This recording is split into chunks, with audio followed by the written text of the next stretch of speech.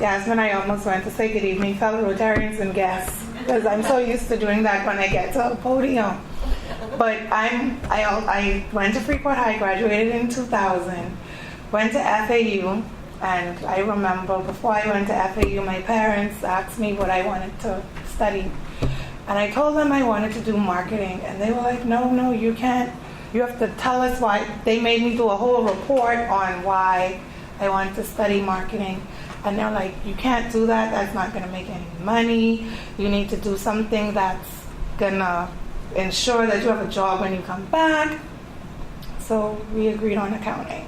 Studied accounting, came back, worked at Finco for 4 years, left, went to Burger King. And guess what I was at Burger King? The marketing manager. At Burger King, I realized that, am I going to build Burger King or am I going to build Davina? So after struggling with that for a while, I decided to finally leave Burger King and branch out on my own. In 2009, I started Mirage Wedding and Event Planning. And like Shavonia said, you have these big dreams and you go into these things and you do them wholeheartedly and you try to be big and grand. And I loved it, but it was not my passion. I was good at it, and it's something that I worked hard at, but it was not my passion. So in 2013, when I finally left Burger King and I started out on my own, you learn so much. So I'm talking about trials as a young businesswoman. So automatically, I already started off with trials. I'm a woman, and I'm young. And just like when you go to an interview for a job, as an entrepreneur, you need experience to get the customers, and you need customers to get the experience. And being a young woman that's not experienced, you find it hard for people to trust you. So some days can get very depressing, very discouraging, and then you leave your secure job and you have no money. There are times when it's like, oh gosh, should I send out a resume? It's like, what I could do. But most people, they see me in the paper, they hear me on the radio, they see me on the news, and they figure, oh, she's a young woman doing things. She's so accomplished and she's so inspiring and encouraging and she likes to help people. But I was not always at this place. So I'm going to tell you 2 truths and 1 lie, and you have to tell me what the lie is. I have 3 sisters. I love public speaking, and I'm the first female president of the Rotary Club of Sunset. Not true. Sure. Truth is a Rotary president, and you like public speaking. That's actually the lie. And yes, and when I tell people that, everybody looks at me like, you don't like public speaking? No. I am the most social, antisocial person I know. If I do not know you, if I walk into a room, I am very quiet, shy, and reserved. And eventually I'd warm my way through the crowd. If I see Alex talking to somebody, I'll walk over to Alex and she'll introduce me. And then eventually, as I become comfortable, then I become social.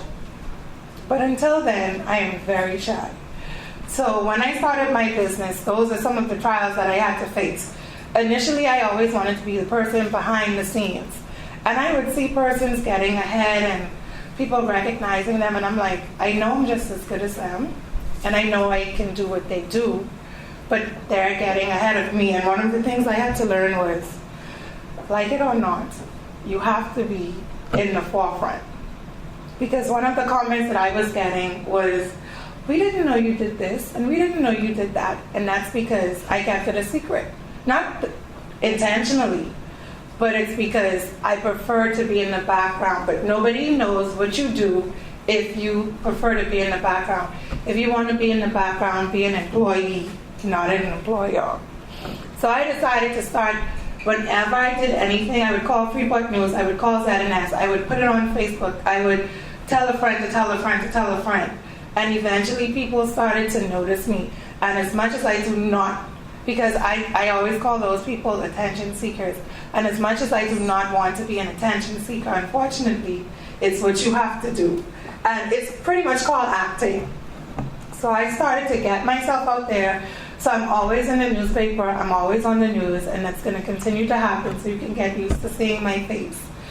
And one of my other trials was not knowing who to go to and what to go to. And the biggest blessing to me was people that tell me no.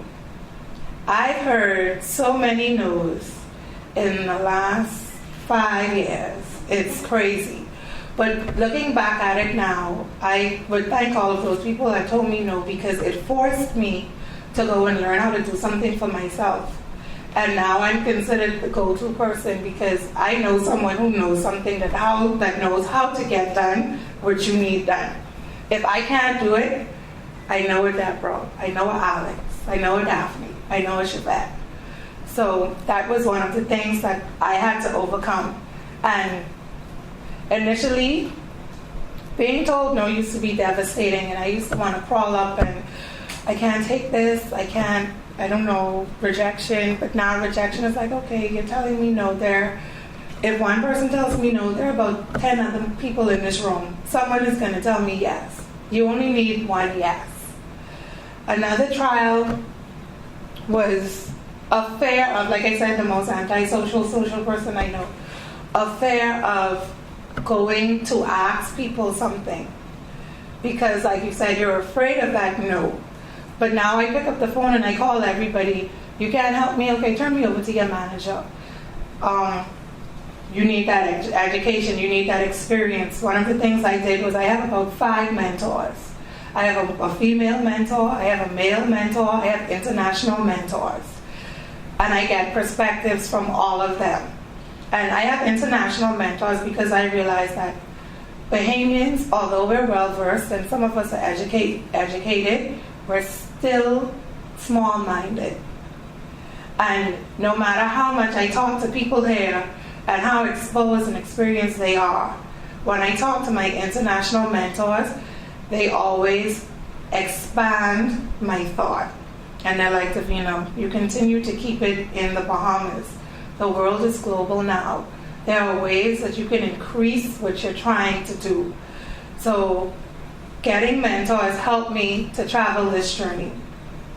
And people will look at me now and think that, like Yasmin said, oh, she's a young woman that's striving and going places and making strides, but it did not happen overnight. This is a 5-year journey that I'm still on, that I still have trials every day. And for a person to think, oh, she's arrived, she's here, if you saw what I had to go through to get where I am now, you would say she's resilient. Because when you, like I said, after setbacks and heartaches and disappointments and repositioning and retransitioning and learning and going through all of that, people don't see that. They just see you in the paper, they just see you on the news, they just see you becoming the first female Rotarian president, and even that was a struggle in a boys' club, but we're making strides. Another challenge I faced was when I had my son. People would look at that as a challenge, but that was also another motivation, because I could go 2 days without food if I have to struggle, but he doesn't understand that mommy doesn't have it. So if I have to go to a Rotary meeting, then to set up a wedding, then back to another function, that's what I have to do. And in doing that, it pushes you to work hard now, to rest later, to spend time with him. And I'm so thankful for the family that I have, because they are very supportive. My mother, I call her the last Grammy. Y'all could tell her that because I tell her all the time. When I go to meetings and when I go to whatever, and I would call home at about 9:30 p.m. and I'd be like, Mommy, is LaVon asleep? No, he's right here. Mommy, can you please put the child to bed? So she just lets him do whatever he wants to do. But I'm still thankful for them, because they both push me, they both encourage me, they both support me. And my final struggle because you have external and internal struggles. My final struggles were myself. I was my biggest setback because a few things that I did wrong. I felt that everybody wanted to steal my idea. They were going to take it, they were going to use it, and I wasn't going to get the credit. But I've come to learn that there's strength in numbers. You need partners. You're stronger with somebody else. And I was only hurting myself when I decided to keep it to myself. When you keep things to yourself, nobody knows. And like I said, that's where I was keeping the secret. I tend to be a little hard on myself. So someone will come to me and say, you're doing a good job. And I'd be like, I think I could have done better. So I've started to learn to celebrate my accomplishments, even though it might not be 100%, it was 85, and sometimes that's good enough. I'm learning to not be as discouraged. There are days when, I'm sure all of you have these days, where you just want to lay in the bed and not move. And one of my mentors told me, you don't need to break down, you just need a breakthrough. And the way you get your breakthrough is to write things on a paper, a to-do list. And even if you do one of those things on the list, you are one thing further than you were before. And the last thing was continue to trust your instinct. Your gut is usually never wrong. And lastly, everyone is not meant to know your vision. I used to, it was Shavita, you keep your circle very small. When I had a good idea, I would share it with people that I thought wished me well. And one day in church I learned that everybody praying for you is not praying for your best. And sometimes when you're having challenges, it's not because you're not doing the things you're supposed to do. And even though all of the pieces of the puzzle are there, it's because there's someone out there praying against you. And that is very real. You will wonder why you're not going where you're supposed to go, but it's simple as, and people fail to realize how powerful words really are. It's simple as someone saying, she's not going to make it, or that's not a good idea. They're speaking that negativity into you, and you have to fight that force. And if you have a vision, if you have a goal, and you use your discernment to share it with the right person, nobody can ever steal your idea, because that was a baby that was placed in you to birth. And even if they take it, they'll never be able to do it as good as you. And through my trials, I was able to learn all of those things to get me where I am. I'm continuing to look forward to my journey, and it's not going to happen overnight, and it has not happened overnight. I would say I'm somewhere in the middle. I read something that said it's about a millionaire mentor, and he said he was broke at 32, and I was like, that's me. And he was like, he was working very hard, and I was like, that's me. And he's like, he was a millionaire by 42, so it took him 10 years. And I'm in the middle of my 10 years. And like Yasmin said, I like to help people because you never know who your story could help. And even though people would look at me and say, you could get paid for what you're doing, you should charge people to help them. And I'm like, no, it's always going to come back around, because the one thing I ask is, or the only thing I ask is for that person to refer me to somebody else that will pay me. So I'll help you for free, but if you find me some customers, then that's all I require. And those are some of my trials that I've been through. It hasn't been easy, and I know there will still be some hard days, and there will continue to be trials, because success does not happen overnight, and it's not a straight road. So, any questions?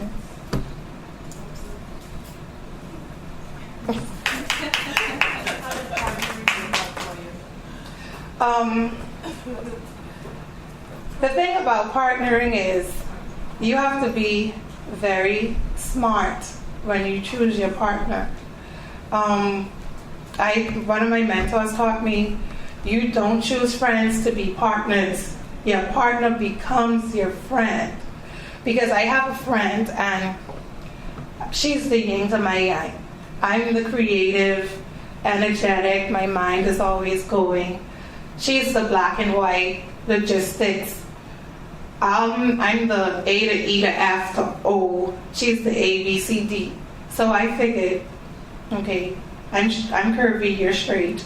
Let's come together because our paths would mix.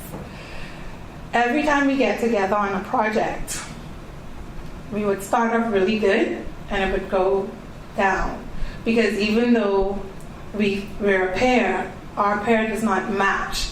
So I would use her more as a consultant. I've met somebody and I started to partner with her on something. And because I did not know who she was, it's like a match made in heaven. I could share it. She might kill me, but I'll share it. In October, we are getting ready to launch a breast cancer warrior campaign for the month of October. She's in marketing and she's a graphic designer, public relations, radio personality. We figured, we have the same things. But in talking to her, we realized we could make this work. So we put the design together. We've approached a couple of people. We've spoken to the Cancer Society, and we're getting ready to launch in August. So what I've said is, you don't seek out to find a partner. You just look and talk to different people, and as you communicate with them, you'll just know. Because like I said, she's someone I knew of, and she knew of me, and somebody else connected us, and it just grew from there.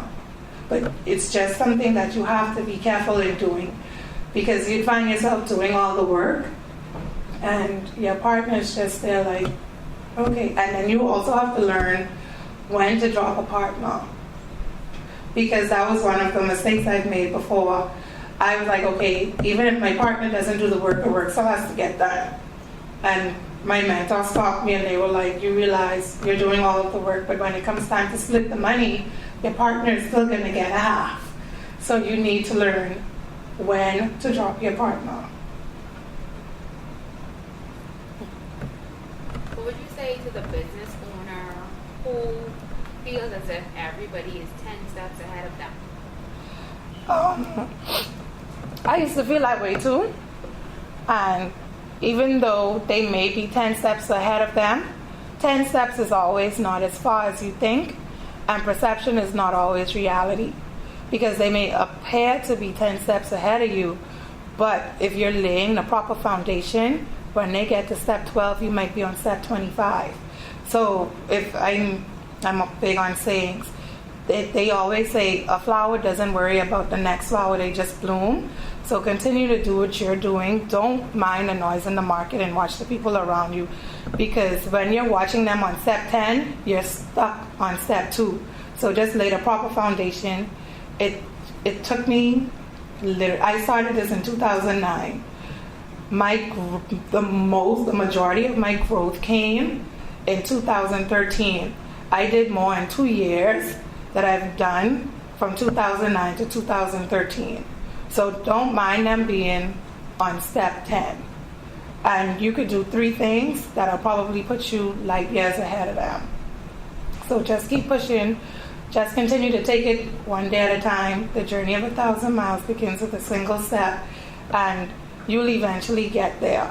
Because if you focus on what somebody else is doing, you're gonna miss a step in what you're trying to do.